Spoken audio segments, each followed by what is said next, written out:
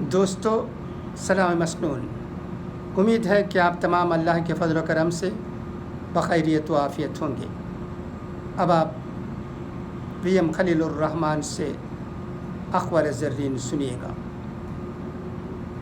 اے مسلمانوں، تمہارے لیے رسول خدا صلی اللہ علیہ وسلم کی ذات گرامی ایک عمدہ نمونہ ہے۔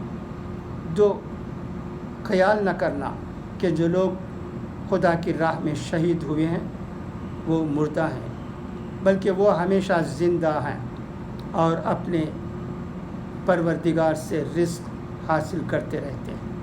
3، منافق لوگ جہنم کی سب سے نچلی تہ میں ہوں گے۔